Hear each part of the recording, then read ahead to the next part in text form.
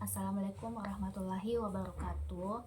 Perkenalkan, saya Vidya Fitrianti dari kelas C, Program Studi Bimbingan dan Konseling. Nah, dalam video ini saya akan menyampaikan dua topik penting dari mata kuliah Psikologi Konseling.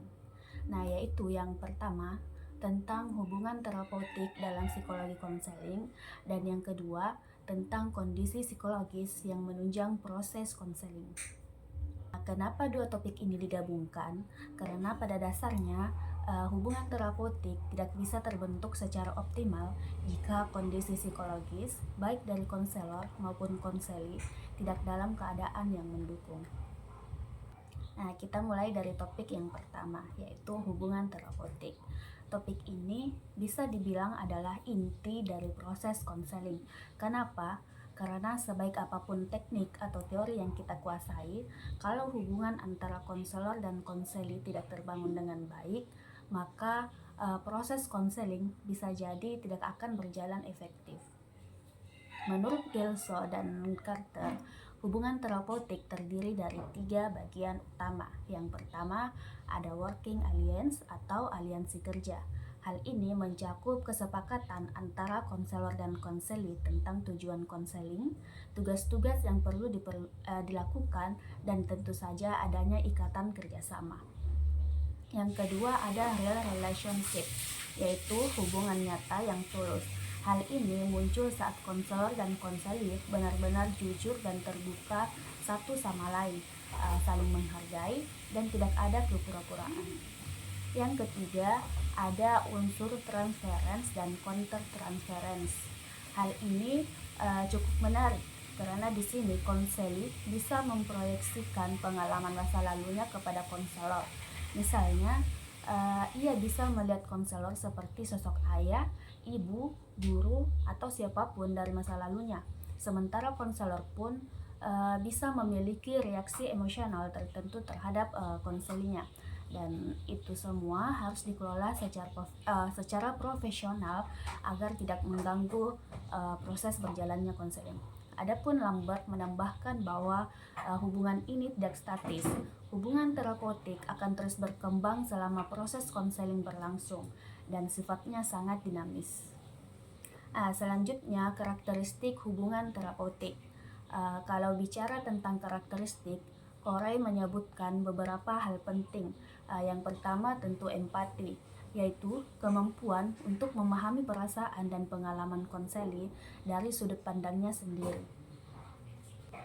Lalu ada penerimaan tanpa syarat, di mana konselor menerima konseli apa adanya tanpa menghakimi, bahkan ketika konseli masih dalam kondisi yang belum ideal. Yang tidak kalah penting adalah kongruensi, yaitu keselarasan antara apa yang konselor rasakan, pikirkan, dan lakukan. Artinya, konselor harus otentik, tidak berpura-pura. Dan terakhir, profesionalisme. Konselor harus menjaga batas-batas yang jelas, termasuk dalam hal waktu, bahasa tubuh, atau bentuk kedekatan lainnya. Selanjutnya, prinsip-prinsip yang harus dipegang.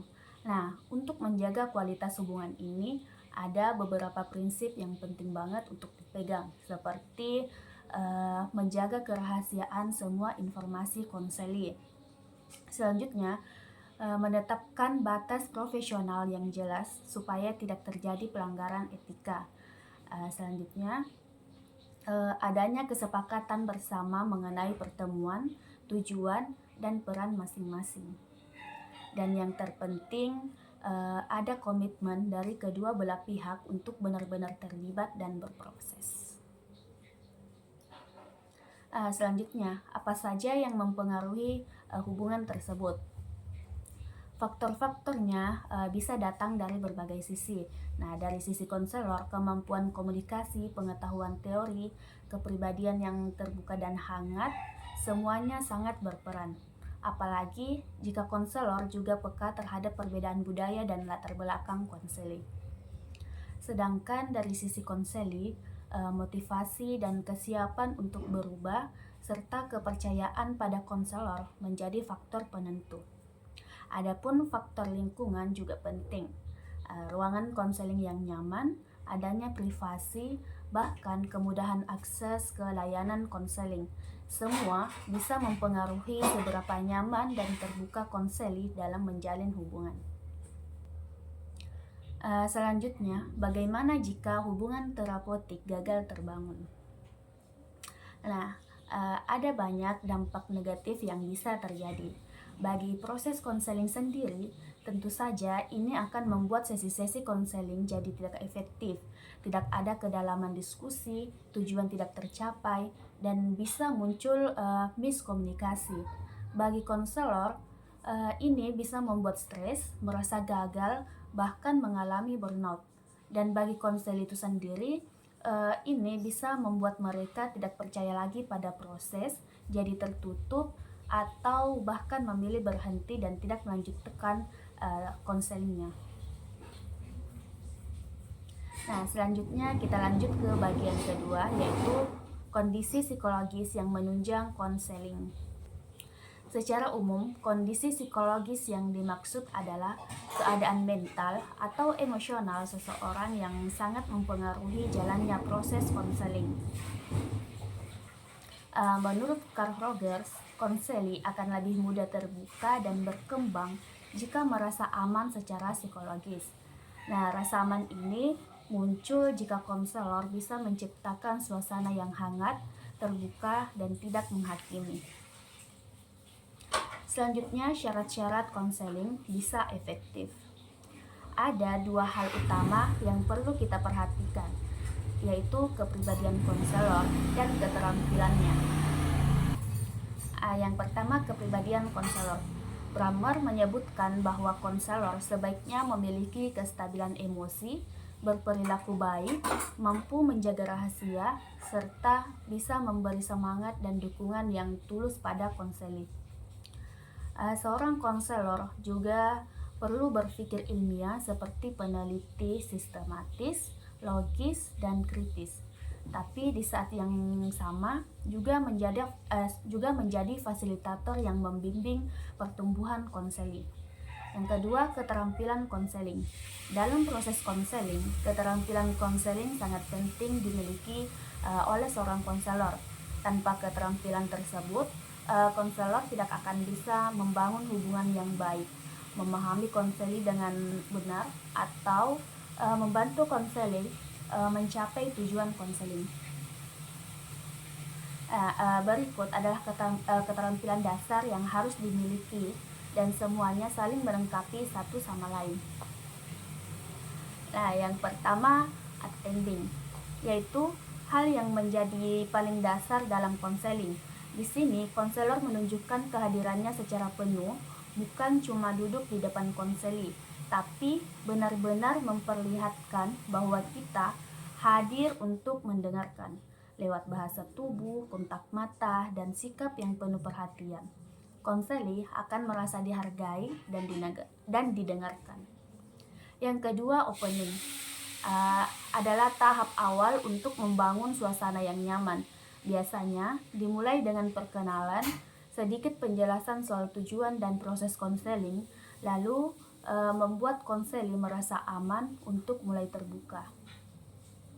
Nah, yang ketiga, acceptance. Nah, ini penting banget. Kita harus punya sikap menerima tanpa menghakimi. Apapun yang dibawa oleh konseli, ceritanya, emosinya, bahkan perilakunya, kita terima sebagai sesuatu yang valid. Dengan begitu, konseli merasa diterima apa adanya. Yang keempat, trust statement. Di sini kita mengulang kembali pernyataan konseli dengan kata-kata kita sendiri. Tujuannya supaya kita dan konseli bisa saling memastikan bahwa yang dimaksud memang tertangkap dengan benar. Yang kelima, reflection of feeling. Nah, ini soal menangkap dan mengungkapkan perasaan yang sedang dirasakan oleh konseli. Kadang mereka belum sadar perasaannya sendiri. Nah, di sini kita bantu mengangkatnya ke permukaan. Misalnya, sepertinya kamu merasa kecewa ya. Nah, yang keenam, clarification.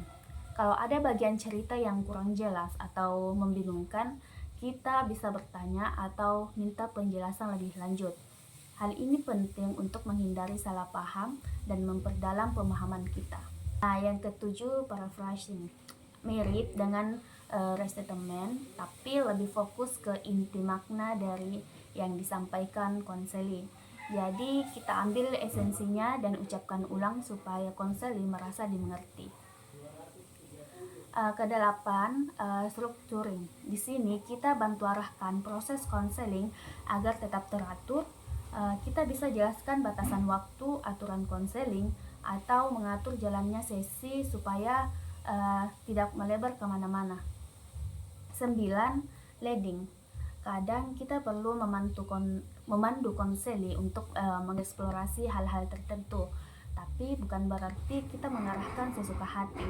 Justru kita mengajak mereka ke arah yang lebih bermakna, misalnya dengan pertanyaan terbuka.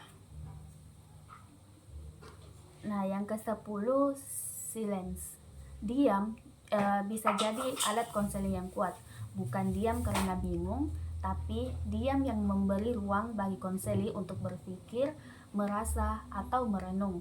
Tapi kita tahu kapan waktu yang tepat untuk menggunakan keheningan tersebut. Nah, adapun yang ke-11 yaitu reassurance, yaitu tentang memberikan penguatan. Misalnya dengan mengatakan bahwa perasaan mereka wajar atau menunjukkan bahwa mereka punya kekuatan untuk menghadapi masalahnya. Yang ke-12, rejection. Kadang kita juga perlu menolak permintaan atau sikap konseling yang tidak sesuai dengan tujuan konseling. Tapi penolakannya tetap dengan cara yang empatik dan menjaga hubungan yang baik. Yang ke-13, advice, yaitu memberikan nasihat. Boleh, tapi harus hati-hati. Jangan buru-buru mengasih saran sebelum eksplorasi cukup, dan saran itu lebih baik diberikan sebagai pilihan, bukan keharusan.